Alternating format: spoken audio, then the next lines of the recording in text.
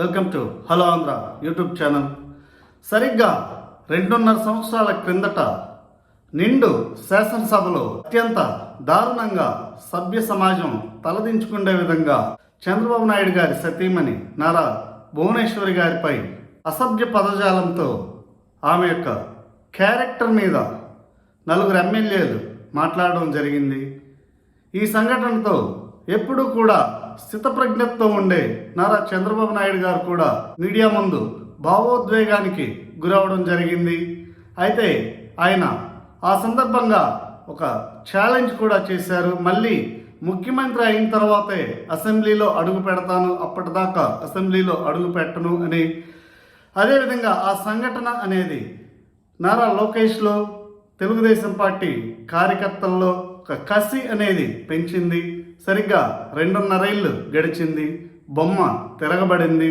అధికారంలోకి రాదు అనుకున్న పార్టీకి అన్ని సర్వే సంస్థలు కూడా అధికారంలోకి ఆ పార్టీయే వస్తుంది అని రేటింగ్ కూడా ఇవ్వడం జరిగింది. ఇక ఈ సంఘటనకి కారణమైన 4 ఎమ్మెల్యేలు ఈసారి అసెంబ్లీ గేట్ కూడా టచ్ చేయలేరు. ఈసారే కాదు, భవిష్యత్తులో కూడా వీరు అసెంబ్లీ గేట్ టచ్ చేయడం కష్టమే అనే చర్చ అయితే జరుగుతోంది. దీనికి ప్రధాన కారణం ఆ 4 అభ్యర్థుల మీద నిలబెట్టినటువంటి తెలుగుదేశం పార్టీ అభ్యర్థులు, అదేవిధంగా వారి రాజకీయ భవిష్యత్ మీద చంద్రబాబు నాయుడు గారు వేసినటువంటి మాస్టర్ ప్లాన్ అన్నీ కలిసిక వారి రాజకీయ జీవితం ముగిసినట్టే అన్న చర్చ అయితే జరుగుతుంది. వీరిలో ప్రధానంగా ముందు వరుసలో ఉండేది వల్లభనేని వంశీ మాట్లాడిన మాటలకి ఇక జీవితాంతం ఆయన కుమిలిపోయే స్టేజ్ అనేది వచ్చింది అని చెప్పుకోవాలి.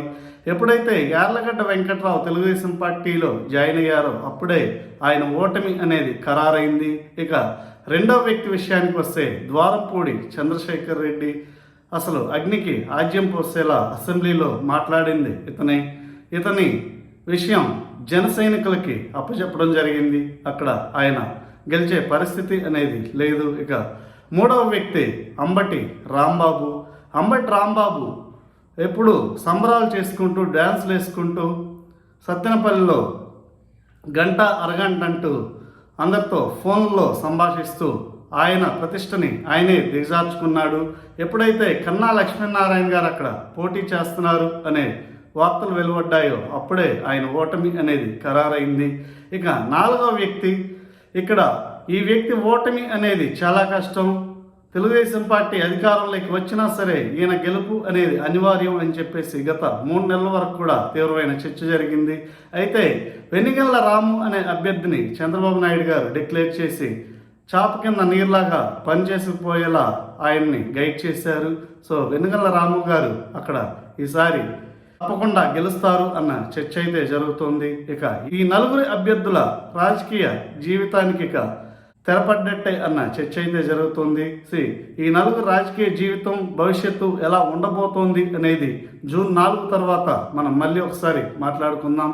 దీనిపైన మీ అభిప్రాయాలని కామెంట్స్ రూపంలో తెలియచేయండి.